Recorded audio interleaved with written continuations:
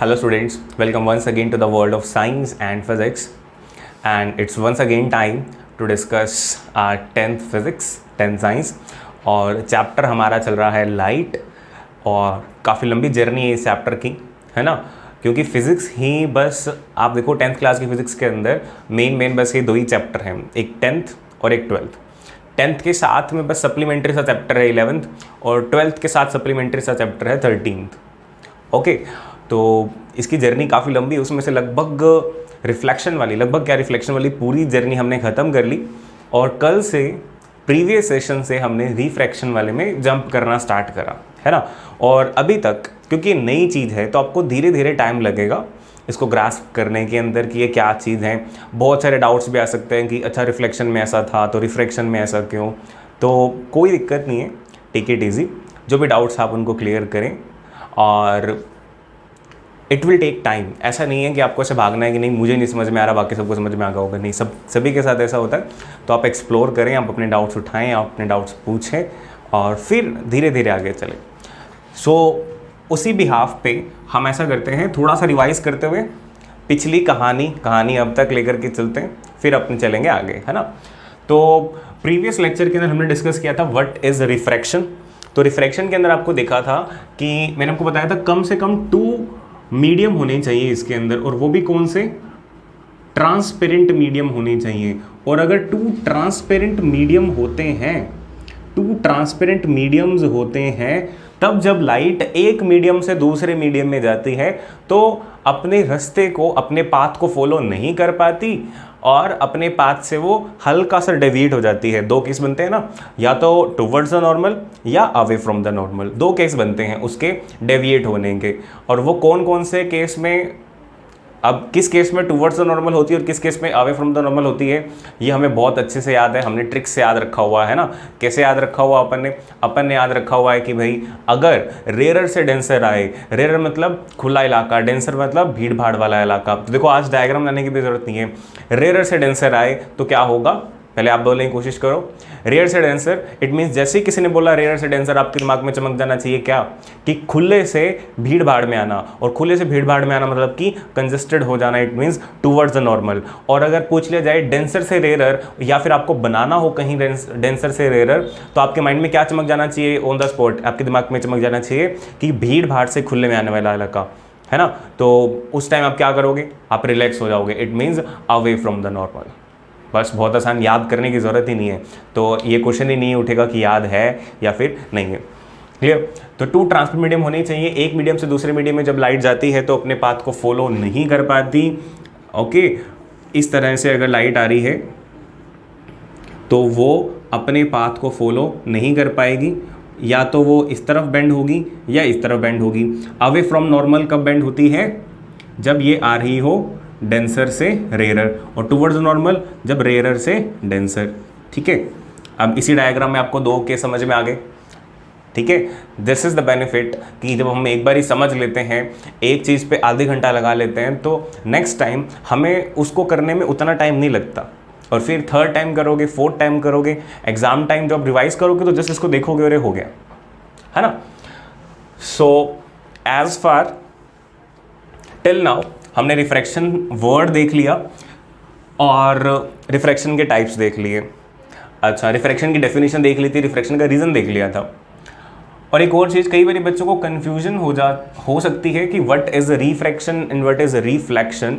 तो मैं आपको थोड़ा सा क्लियर कर दूं कि रिफ्लेक्शन में क्या होता था। आप देखो, रिफ्लेक्शन के अंदर एक बाउंड्री होती थी, उसमें लाइट इधर से आ रही है और इधर वापस जा रही है, इधर से आ रही है और इधर ही जा रही है। इस तरफ एंट्री उसकी अलाउड नहीं है ना, इधर अलाउड नहीं थी एंट्री, सारी की सारी इधर रह जाती है।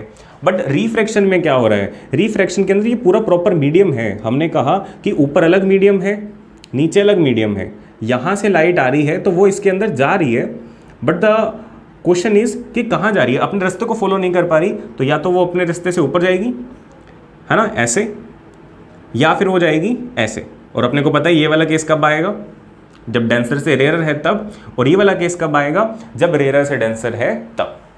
ठीक है, तो this is the basic difference.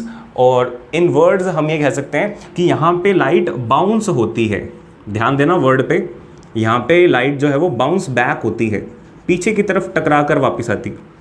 और इसके अंदर लाइट बाउंस बैक नहीं होती, आगे ही जा रही है। नीचे की तरफ जा रही थी तो नीचे की तरफ ही जा रही है, इसमें नीचे की तरफ जा रही थी ऊपर की तरफ आ रही है, बाउंस बैक होगी ना। यहाँ बाउंस बैक नहीं है, नीचे है तो नीचे ही है, बट हाँ यहाँ पे बेंडिंग जरूर होती है।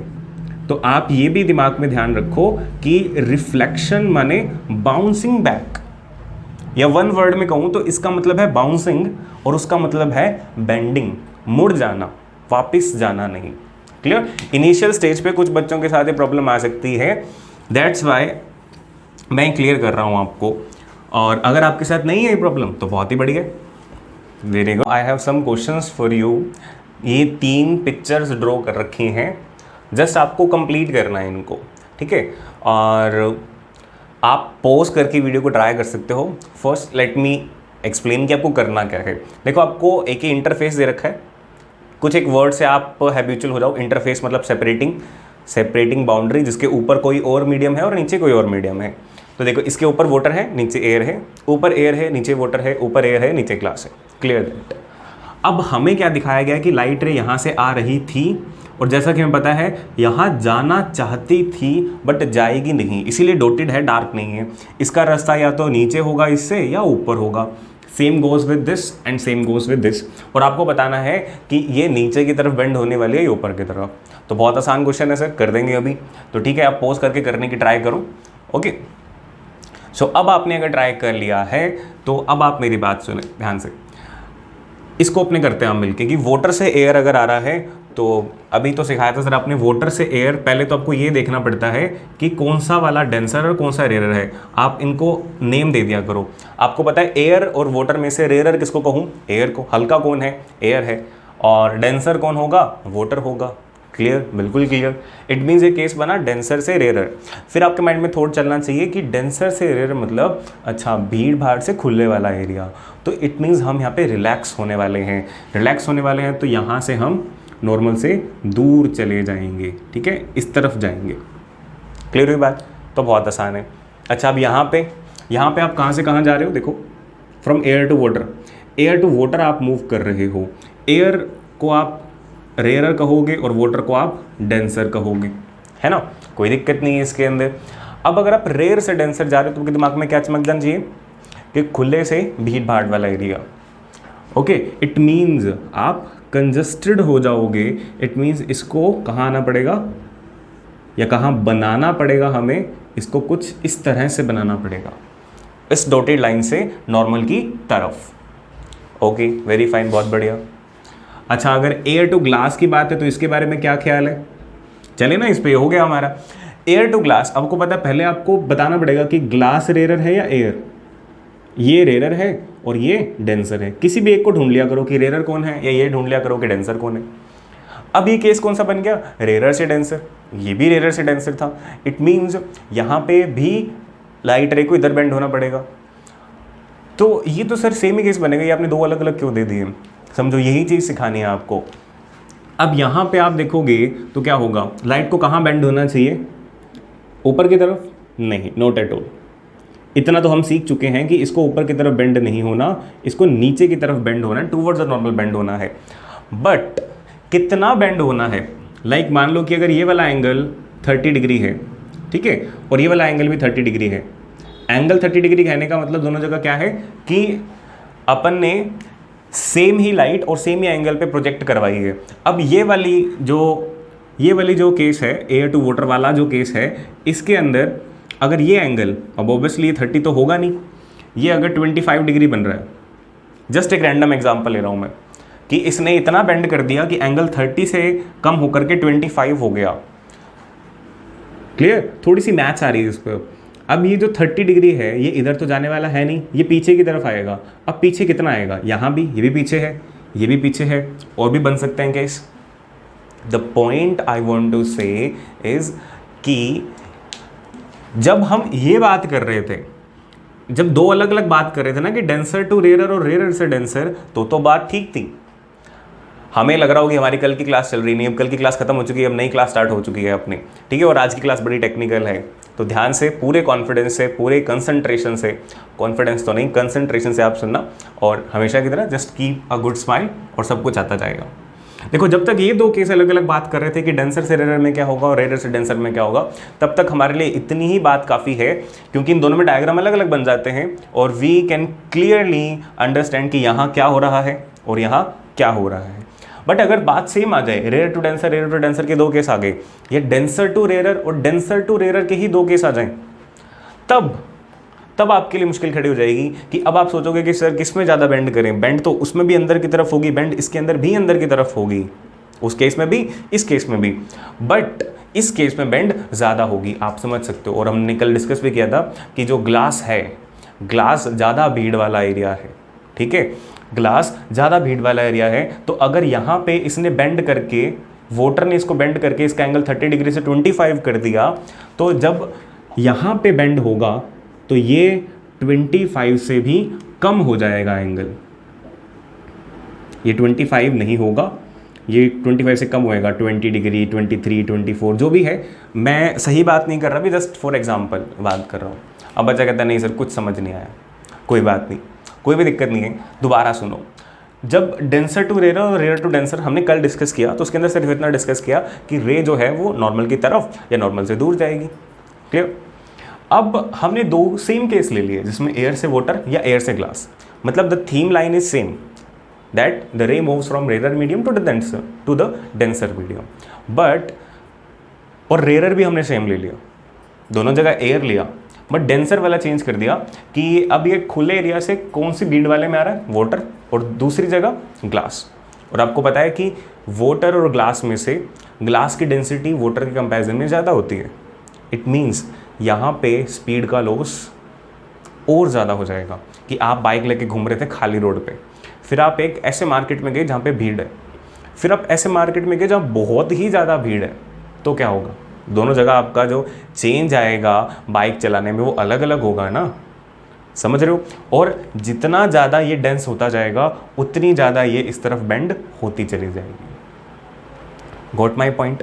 तो मैंने कहा कि वाटर इसको कुछ बेंड करता है, अगर वाटर 25 डिग्री पे बेंड करता है सपोज, तो ग्लास इसको और कम एंगल पे बेंड करेगा, ठीक है। जितना ज़्यादा बेंड करेगा, देखो ये रे नॉर्मल के उतना पास आती रहेगी, और जितना नॉर्मल के पास आएगी उतना एंगल कम होता रहेगा। आपको पता ना एंगल कैसे बनता है, एंगल तो ऐसे बनता है, ठीक है। अगर ये दो लाइन जितना पास में आती रहेंगी तो एंगल क्या होता रहेगा, छोटा होता रहेगा। Means more is the bending, less is the angle, clear, simple level पे। तो अब इस चीज़ को थोड़ा और अच्छे से समझाने के लिए हमें एक टर्म का यूज़ करना पड़ता है यहाँ, that is called refractive index. Okay, अब यहाँ पे हमारी वो प्रॉब्लम स्टार्ट हो चुकी है कि अब इन सब चीज़ों से कैसे निपटा जाए, हमें कैसे पता लगेगा कितनी बेंडिंग होगी। या अभी वाटर और ग्लास के बारे में तो हमें पता था, हमने डिस्कस कर लिया था कि ग्लास जो है वो ज़्यादा डेंसर होता है, और हमने देखा भी है इनको, वाटर और ग्लास को।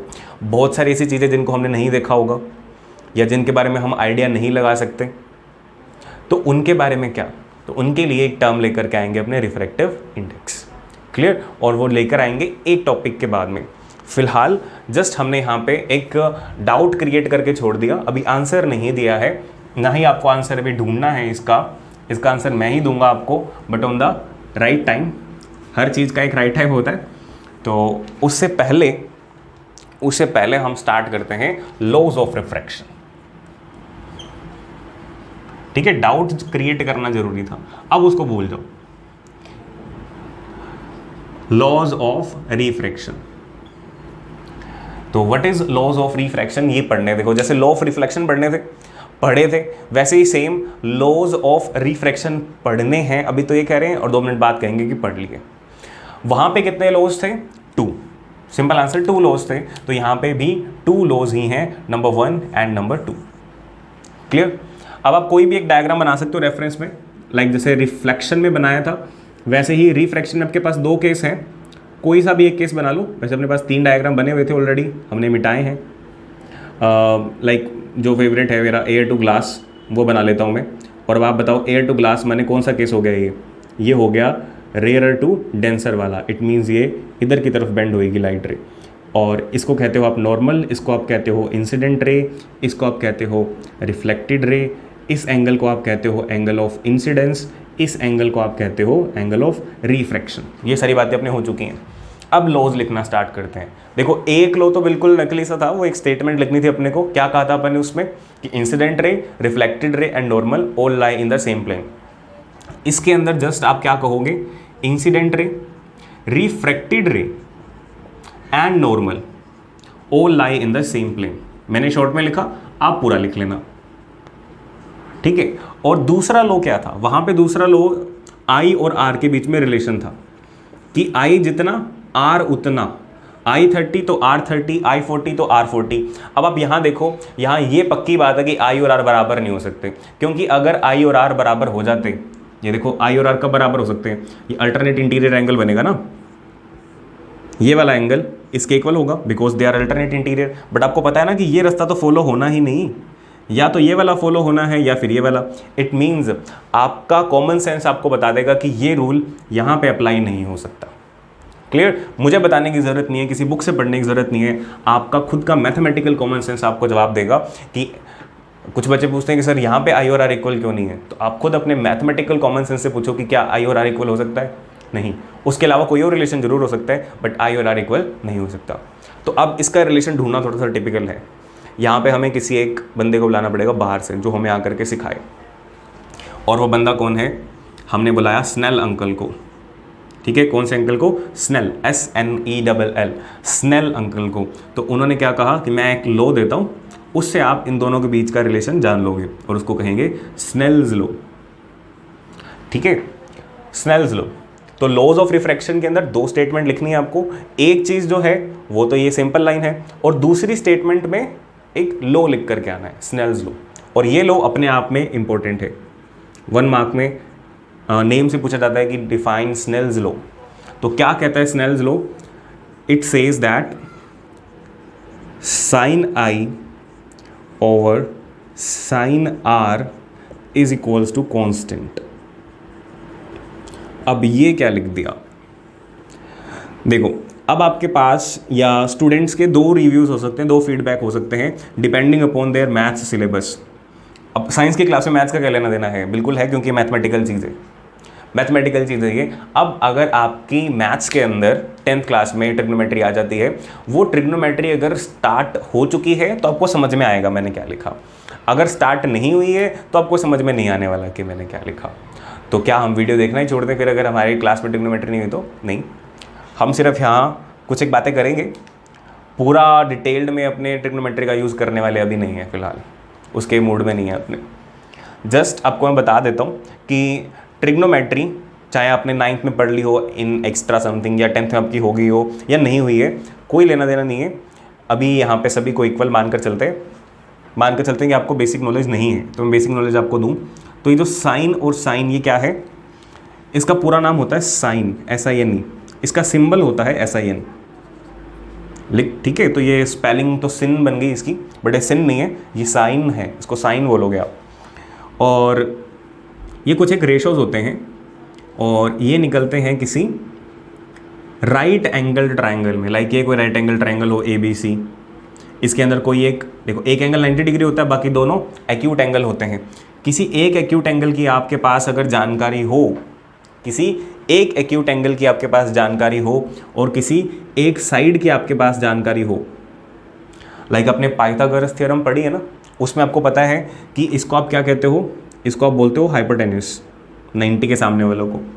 इन दोनों को सबसे छोटी क्लास में 6-7 क्लास में आपने कहा था लेग्स, क्योंकि ये 90 डिग्री इनके बीच में बन रहा है, तो ये लेग्स ऑफ दिस 90 डिग्री होती हैं।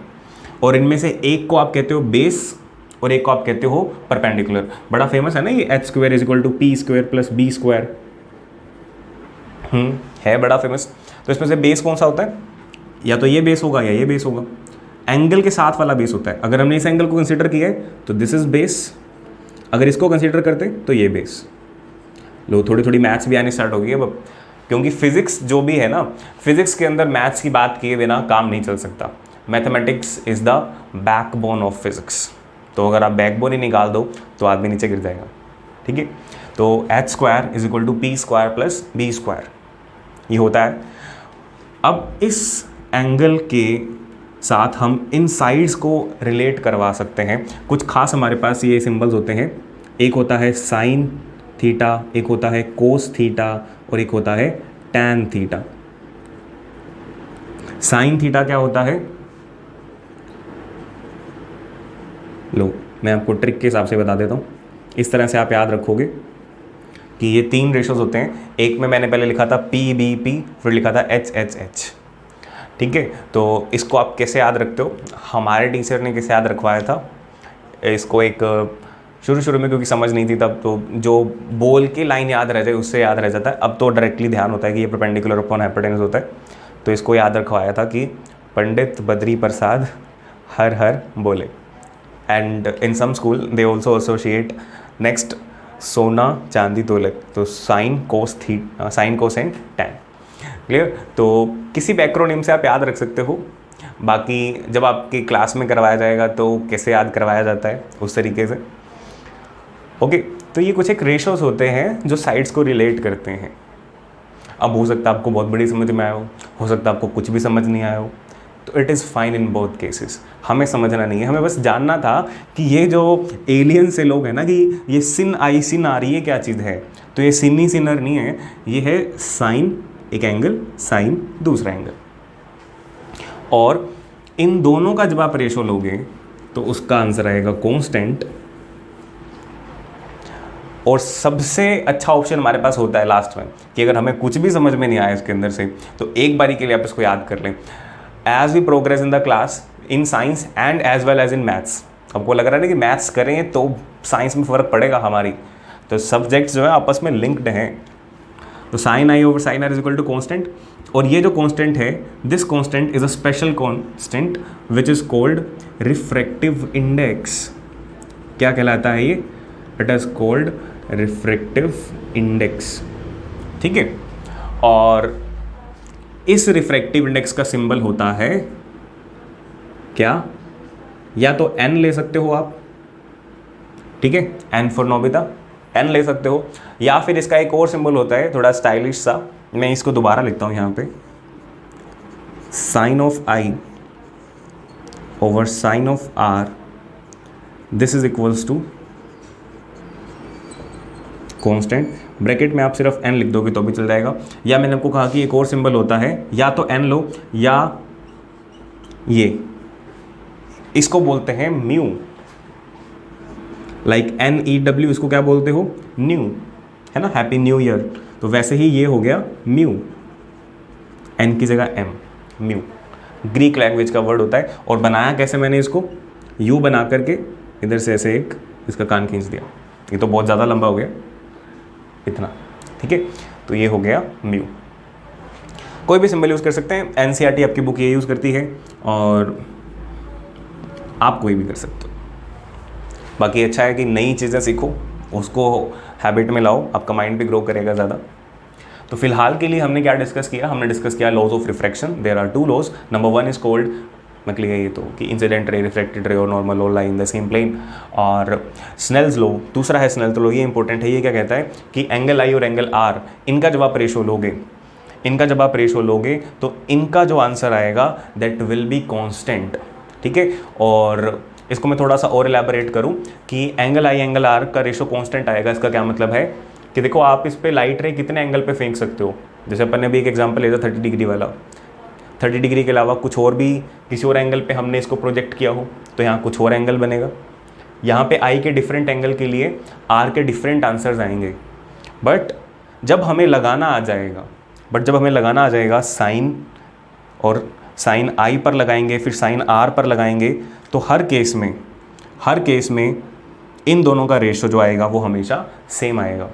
एंड वंस अगेन एक हेल्दी वार्निंग कि आपको हो सकता है ये साइन वाली बातें नहीं समझ में आ रही हो, तो बिल्कुल पैनिक करने की ज़रूरत नहीं है। आप इसी वीडियो को दोबारा अगर देखोगे, जब आपने ट्रिग्नोमेट्री वाला पार्ट सीख लिया है, तो आपको बड़े अच्छे से समझ में आएगा कि हमने क्या किया, ठीक है। इनिशियल स्टेज पे है, तो मैं अभी इसको और ज़्यादा डेप्थ में एक्सप्लेन कर भी नहीं रहा, अदरवाइज तो इसका भी सच्चा जो डेरिवेशन डिस्कशन है वो पड़ा है अभी, बाकी वो हम करेंगे। सो नेक्स्ट डिस्कशन हमारी होगी रिफ्रैक्टिव इंडेक्स के बारे में। बट आई थिंक कि थोड़ा टाइम देना चाहिए इस चीज़ को, क्योंकि कुछ एक नई चीज़ है, तो आप दिमाग में बिठाओ, अपनी क्वेरीज़ को आप लाओ, और जो जो क्वेरीज़ मैंने आपको कहा है, लाइक एक जो आज क्वेरी उठाई थी, आपको कहा था कि वो बेंड हो रहा है, उसका आंसर मिलेगा रिफ्रैक्टिव इंडेक्स में। अब यहाँ भी वर्ड यूज़ किया रिफ्रैक्टिव इंडेक्स, तो अब एक क्वेरी तो ये है कि व्हाट इज़ ये रिफ्रैक्टिव इंडेक्स है क्या चीज़, तो ये अपने आंसर लेंगे, ये अपना पढ़ा है, ये क्वेश्चन तो सबका है, नेक्स्ट सेशन में इसका आंसर आएगा। और भी कुछ एक क्वेरीज जो आ रही हैं अपार्ट फ्रॉम दैट, जो मैंने कहा कि लाइक साइन थीटा क्या है ना, साइन थीटा रेशो लेके कांस्टेंट, इसका क्या मीनिंग क्या है, इसका मतलब क्या हुआ बात का, ये सब बातें एक बार ही नहीं करनी है आपको। इसके अलावा कुछ भी जो डाउट आए उसको आप क्लियर करते जाओ, और यहाँ तक सारा काम करते रहो साथ साथ में। हो सकता है आपने कोई वीडियो स्किप कर दी हो किसी रीज़न की वजह से, तो उसे आप कंप्लीट कर लो, क्योंकि पूरा पैक होगा ना तभी आपका रिदम बनेगा, और फिर आपको याद नहीं करना पड़ेगा। जो मैं बात आपको बारी बारी कहता हूँ कि हमारे क्लास का ये रूल है कि हमें याद नहीं करना पड़ता, स्पेशली टॉपिक्स को याद नहीं करना पड़ता। उसमें आप बहुत कॉन्फिडेंट हो जाओगे कि आपको चाहे रात में उठा करके आपको पेपर में ले जाएं एग्जामिनेशन हॉल में, अभी सिचुएशंस नहीं है वैसी, बट अगर ले जाएं तो भी आप आंसर करके आ सकते हो, थ्योरी वाले तो सारे क्वेश्चंस का। Clear? So see you in the next session, till then have a very nice day, goodbye, take care.